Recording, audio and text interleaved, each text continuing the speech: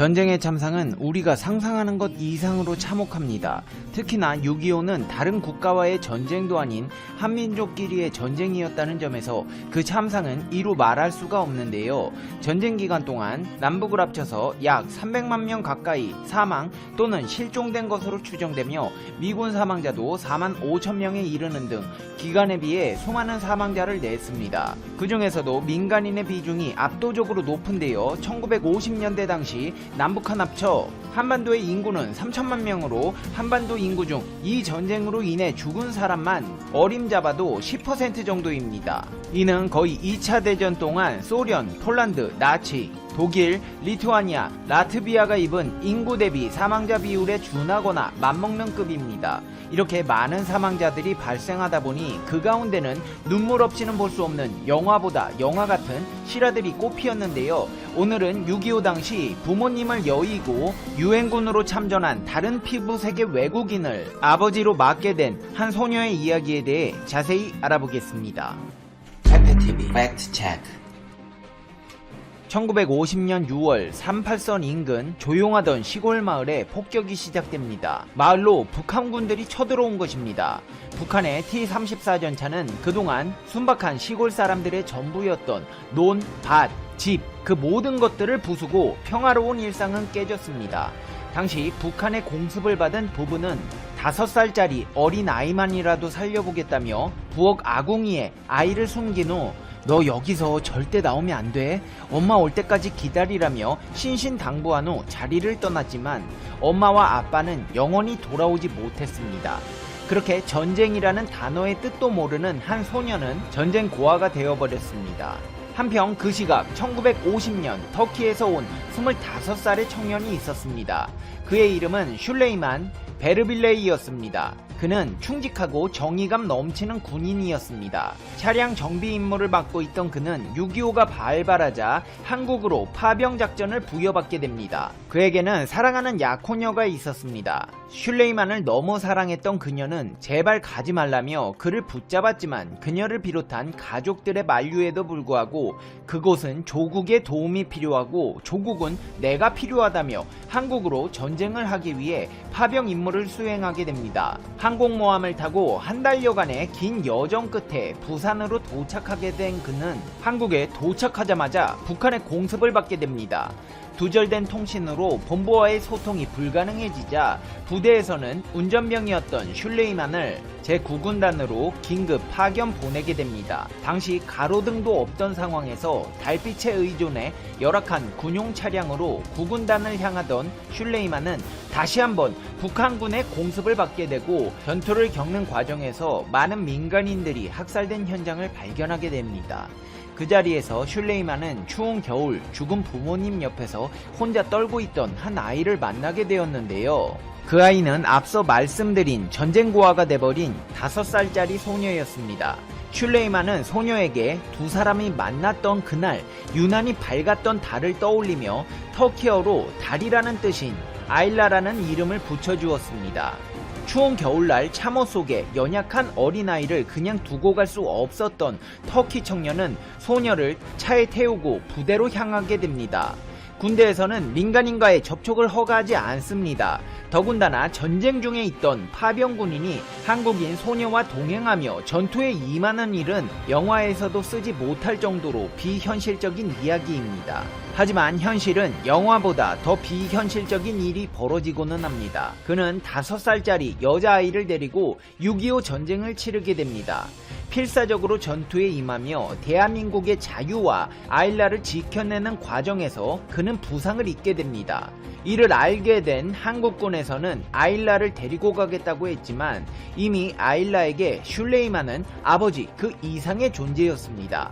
아일라는 슐레이만이 본능적으로 자신을 지켜줄 사람이란 것을 알고 있었는지 다른 곳으로 데려가려는 군인들의 요청을 온몸으로 거부하며 필사적으로 부상당한 슐레이만의 곁을 지켰습니다. 부상에서 회복한 슐레이만은 유엔군과 한국군으로부터 노고를 치하받아 훈장을 수여받게 되는데요. 이 과정에서 그를 따르는 아일라의 모습을 보게 된 부대 측은 아일라의 새로운 부모를 찾을 때까지 슐레이만을 비롯한 부대원들이 아이와 함께 있는 것을 허락하게 되는 영화에서도 보지 못할 것 같은 일이 벌어지게 됩니다. 전쟁을 겪는 와중에도 시간은 흐르게 되어 아일라는 슐레이만을 아버지라고 부르게 되었고 터키군들의 보살핌 아래서 무럭무럭 자라게 됩니다. 아일라는 적응을 잘해서 터키어도 배우고 심지어 통역까지 하는 영특함을 보였습니다. 1년 반이라는 전쟁을 겪는 시간 동안 둘은 어디를 가든 늘 함께였습니다.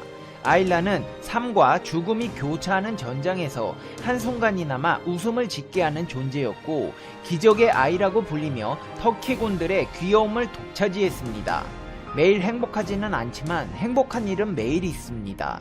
처참한 전쟁의 참호 속에서 부모님을 잃은 아일라는 충격으로 말도 못하는 실어증에 걸렸지만 슐레이만의 사랑으로 하루하루 회복되게 되었습니다.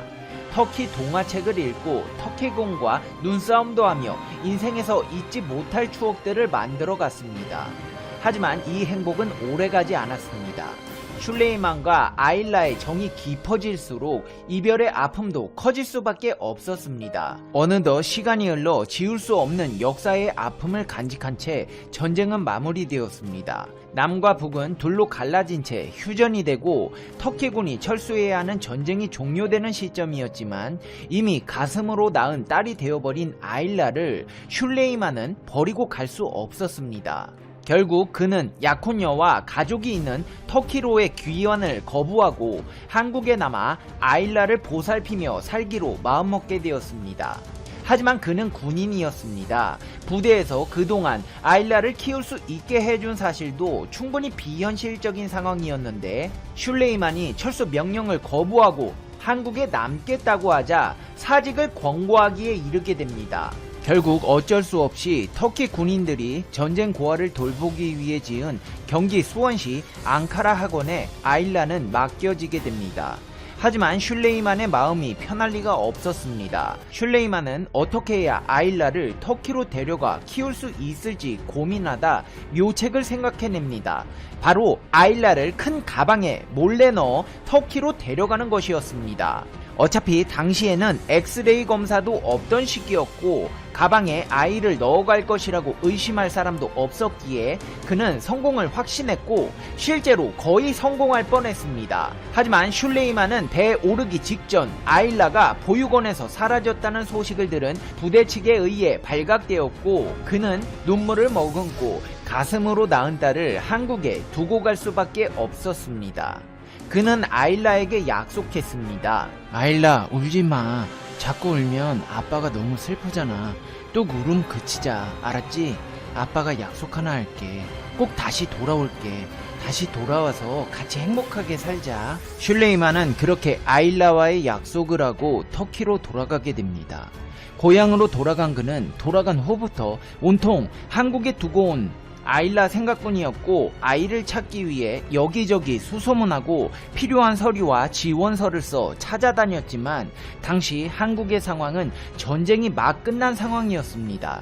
지금처럼 체계화된 한국의 선진 국가 시스템을 생각하시면 안 됩니다.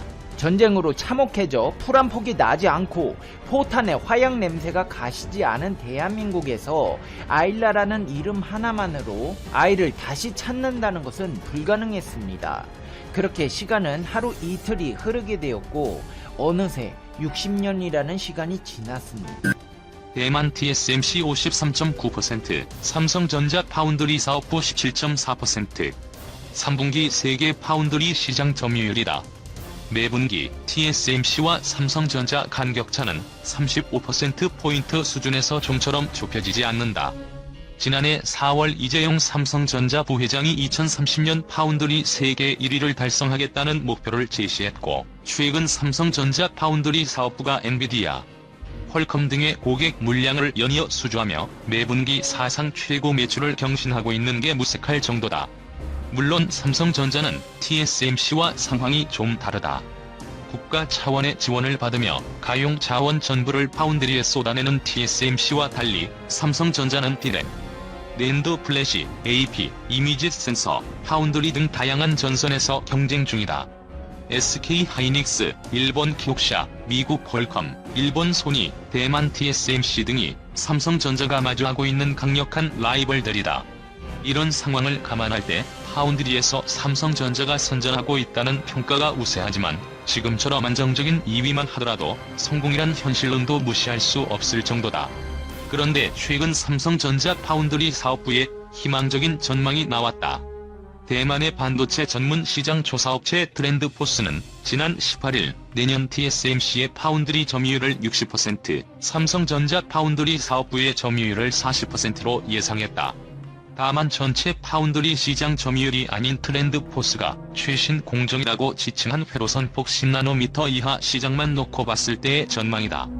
쉽게 말해 전체 의류 시장 점유율이 20%에 못 미치는 한국 업체가 내년 최고급 명품 시장에선 40%의 점유율을 갖게 된다는 의미다. 반도체 업계에선 의미 있는 전망이란 얘기가 나온다. 왜일까? 우선 파운드리라는 사업의 특성을 살펴볼 필요가 있다. 파운드리는 반도체 설계를 전문으로 하는 팹리스라고 불리는 기업들로부터 주문을 받아 반도체를 생산하는 사업이다. 개발도상국 기업들이 많이 하는 OEM과 비슷한 업인데 고난이도의 기술력이 요구된다는 점에서 큰 차이가 있다. 파운드리는 팹리스와 계약 전 단계부터 긴밀하게 협력하며 최신 반도체 개발에 긴밀하게 관여한다. 최근 애플이 인텔로부터 독립해 맥존형 반도체 칩을 출시할 수 있었던 것도 파운드리 업체와의 협업 덕분이란 얘기가 나올 정도다. 세계 파운드리 시장은 점점 커지고 있다. 시장 조사업체 옴디아에 따르면 지난해 600억 달러 규모였던 세계 파운드리 시장 규모는 올해 682억 달러, 2021년 738억 달러, 2022년 873억 달러로 확대될 것으로 전망된다. 글로벌 반도체 업계에서 분업화가 진행되고 있기 때문이다. 아이폰용 APA 시리즈를 설계하는 애플, 안드로이드 스마트폰용 AP의 강자 퀄컴과 미디어텍, GPU 시장을 이끌고 있는 엔비디아와 AMD, FPGA로 유명한 자일린스 등 팹리스들은 본업인 설계에만 집중하고 생산은 파운드리에 맡긴다. 잘하는 것에만 집중하겠다는 것이다. 최근엔 개발, 설계, 생산 등 모든 과정을 다 하는 종합 반도체 기업의 대표주자 인텔마저도 비핵심 제품에 대해선 생산을 파운드리 업체에 위탁하려는 움직임을 보이고 있다. 이렇게 시스템 반도체 시장이 팹리스와 파운드리로 분업화되면서 파운드리 업체 간에도 경쟁이 치열해지고 있다. 이재용 삼성전자 부회장이 지난해 4월 반도체 비전 2030을 공개하며 2030년까지 파운드리 시장 세계 1위를 선언한 것도 이런 이유 때문이다. 여러 고객의 설계를 받아 제품을 만드는 파운드리 업의 특성상 고객 비밀 유지가 중요하다. 하지만 삼성전자 파운드리 사업부엔 치명적인 약점이 있다. 삼성전자라는 같은 지붕 아래에 있는 삼성전자 시스템 LSI 사업부가 애플, 퀄컴, 미디어텍 등 스마트폰용이나 자동차용 반도체를 설계하는 주요 팹리스 고객사들과 경쟁 관계에 있다는 것이다. 삼성전자 시스템 LSI 사업부는 스마트폰용 AP, 자동차용 AP인 엑시노스를 만들며 퀄컴, 애플, 미디어텍과 치열하게 경쟁하고 있다. 애플, 퀄컴, 미디어텍 입장에선 삼성전자 파운드리 사업부에 주문을 넣는 게 아무래도 찝찝할 수밖에 없을 것이란 얘기가 나온다.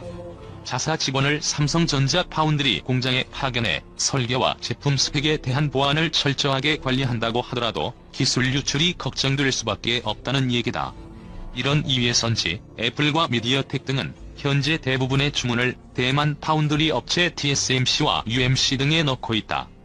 TSMC 또한 고객과 경쟁하지 않는다라는 모토를 내세워 고객사를 끌어들이고 있다. 그런데 최근 들어 분위기가 조금씩 바뀌고 있다. 초미세 공정 시장이 확대되면서부터다. 파운드리 업체들은 회로 선폭을 좁히는 경쟁을 치열하게 벌이고 있다. 회로 선폭이 좁을수록 좀 더 저전력, 초소형, 고성능 반도체를 만들 수 있다. 스마트폰용 AP, 최신 이미지 센서, 자율주행 차용 반도체, GPU, CPU 등이 대부분 7나노미터 이하 초미세 공정에서 생산된다. 회로를 세밀하게 그려야 하는 7나노미터 이하 공정에선 EUV 노광 장비가 필수적이다. EUV 장비는 대당 가격이 1,500억 원에 육박한다. 라인 건설에 수십조 원의 비용이 들어가는 것이다. 초미세 공정인 만큼 축적된 기술 노하우도 필요하다. 대규모 자본을 투자할 수 있고 숙련된 인력을 갖춘 업체는 대만 TSMC와 삼성전자 파운드리 사업부 전 세계에 두 곳밖에 없다.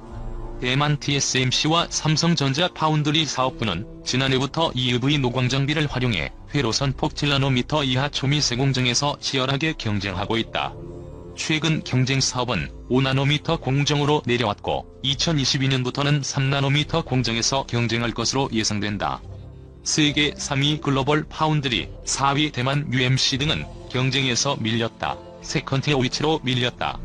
초미세 공정 시장에 두 업체만 남게 되자 TSMC의 지배력이 약해지고 있다.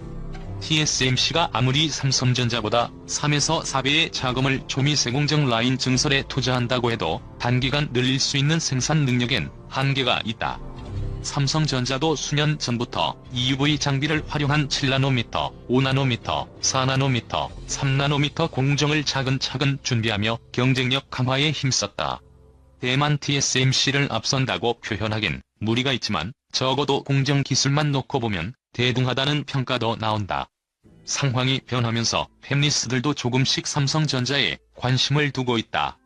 세계 1위 스마트폰 AP 업체 미국 퀄컴이 대표적인 사례다. 퀄컴은 올 들어 삼성전자 파운드리 사업부에 대한 비중을 높이고 있다. 퀄컴의 AP 중급 모델인 스냅드래곤 4 시리즈, 중상급 7 시리즈를 8나노미터 공정에 맡겼고 차기 플래그십 모델인 스냅드래곤 8 시리즈도 삼성전자 5나노미터 파운드리 공정을 통해 생산한다. 삼성전자의 파운드리 초미세 공정 역량이 TSMC와 대등한 수준까지 올라온 것, TSMC의 5나노미터 공정이 애플 물량으로 꽉 찬 것 등이 영향을 준 것으로 분석된다. 갤럭시 스마트폰을 생산하는 삼성전자 무선 사업부가 퀄컴 스냅드래곤 AP를 쓰는 등 삼성전자와 퀄컴이 사업부별로 경쟁하면서 협력하는 복잡한 관계인 것도 퀄컴이 애플, 미디어텍과 다른 행보를 보이는 원인으로 평가된다. 삼성전자는 파트너와 절대 경쟁하지 않습니다. 박재홍 삼성전자 파운드리 사업부 부사장 포럼에서 두 번 강조한 말이다. CF 포럼은 삼성전자 파운드리 사업부와 고객, 파트너사들이 한자리에 모여 최신 기술 동향을 공유하는 중요한 행사다. 라자 코드리 인텔 수석 부사장 등 포럼 참석자의 면면만으로도 글로벌 반도체 업계에 큰 관심을 끌었다. 이런 행사에서 세계 파운드리 시장 세계 2위 삼성전자 파운드리 사업부 핵심 임원이 파트너와 절대 경쟁하지 않겠다는 말을 한 이유가 무엇일까? 삼성전자 파운드리 협력사들에 대한 메시지다. 최근 파운드리 사업은 설계를 받아 단순히 제품을 만드는 공정에 그치지 않고 있다. EDA, IP, 디자인, 패키징 등 파운드리 전후 공정을 포함한 종합 서비스를 제공하는 형태로 변하고 있다.